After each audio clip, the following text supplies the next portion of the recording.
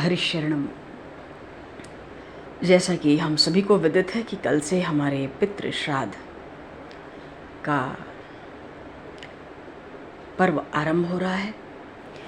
श्राद्ध और तर्पण का अर्थ क्या है?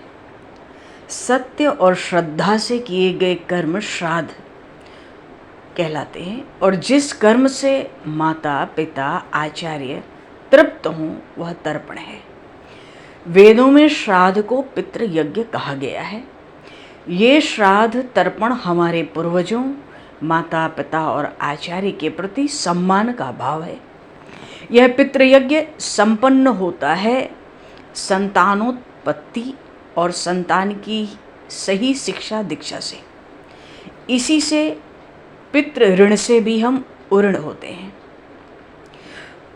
वेद के अनुसार यज्ञ 5 प्रकार के हैं: ब्रह्म यज्ञ, देव यज्ञ, पितृयज्ञ, वैश्वदेव यज्ञ, अतिथि यज्ञ।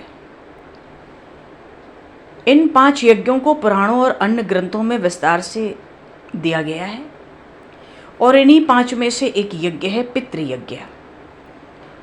इसको पुराण में श्राद्ध कर्म की संज्ञा दी गई है।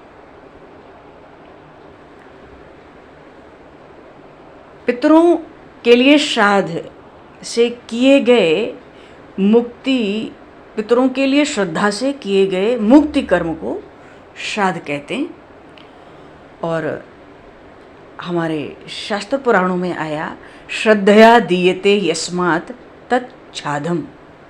भाव यह है कि श्रद्धा से श्रेष्ठ संतान, आयु, आरोग्य, अतुल ऐश्वर्य और इच्छित वस्तुओं की प्राप्ति होती है।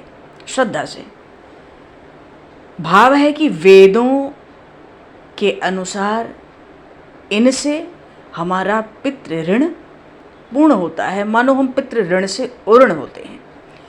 पुराणों के अनुसार श्रद्धा युक्त होकर श्राद्ध कर्म करने से हमारे पितृगण ही तृप्त नहीं होते, साथ ही साथ ब्रह्मा, इंद्र, रुद्र, दोनों अश्विनी कुमार, सूर्य, अग्नि, अष्टवसु, वायु, विश्वदेव, ऋषि, मनुष्य, पशु, पक्षी, सरीसृप आदि ये जो समस्त भूत प्राणी हैं, ये सब तृप्त होते हैं और संतुष्ट होकर पितर मनुष्यों के लिए आयु, पुत्र, यश, स्वर्ग, कीर्ति, पुष्टि, बल, वैभव, पशु, सुख, धन और धान्य हमें प्रदान करते हैं।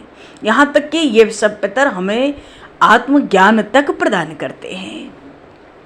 अतः इस पितृपक्ष में जब भी हम ब्राह्मण भोज कराएं, ब्राह्मण के सम्मुख मार्कंडेय पुराण में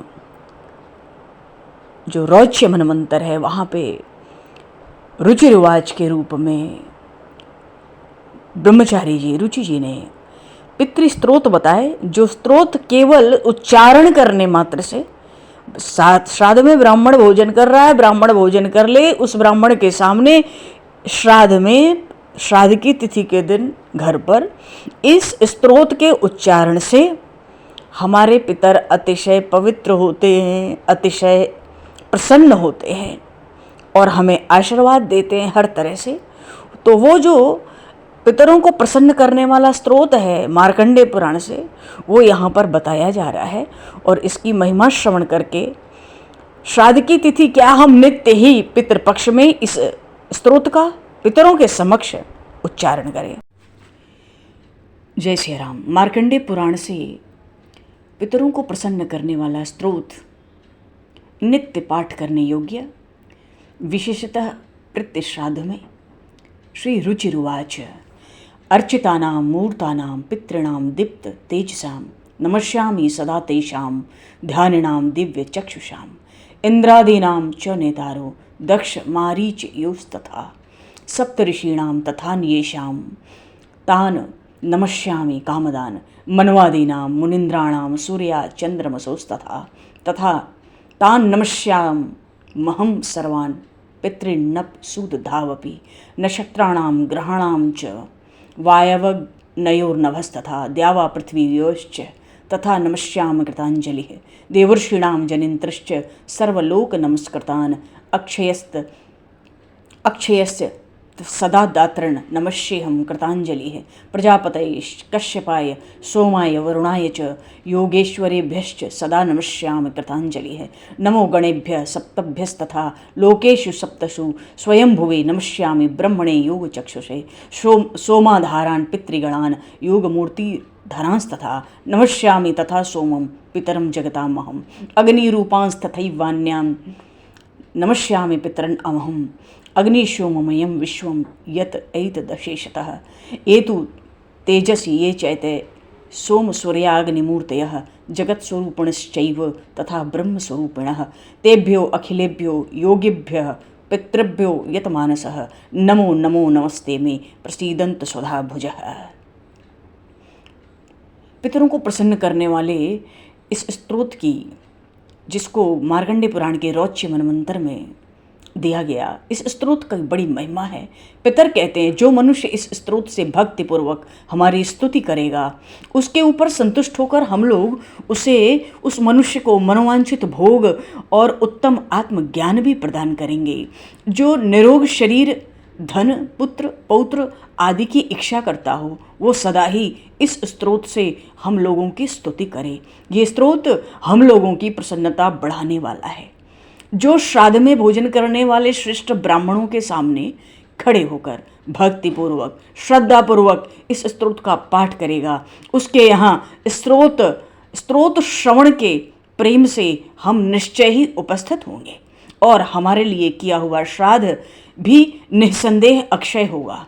चाहे क्षत्रिय ब्राह्मण से रहित श्राद्ध हो, चाहे वो किसी दोष से दूषित हो गया हो, अथवा अन्याय से उपार्जित धन से किया गया हो, अथवा श्राद्ध के लिए अयोग्य दूषित सामग्रियों से उसका अनुष्ठान हुआ हो, अथवा अनुचित समय या अयोग्य देश में श्राद्ध संपन्न हुआ हो, या उसमें विधि का उल्लंघन किया गया हो, अथवा लोगों ने बिना श्रद्धा के या दिखावे के लिए ही श्राद्ध कर दिया हो, तो भी वह श्राद्ध इस स्तोत्र के पाठ से हमारी तृप्ति करने में समर्थ होता है। हमें सुख देने वाला ये स्तोत्र जहाँ श्राद्ध में पढ़ा जाता है, वहाँ हम लोगों को 12 वर्षों तक बनी रहने वाली तृप्ति प्राप्त होती है। जिस घर में, पितरों ने कहा, जिस घर में ये स्तोत्र सदा लिखकर रखा जाता है, वहाँ श्राद्ध करने पर हमारी निश्चय ही उपस्थिति होती है।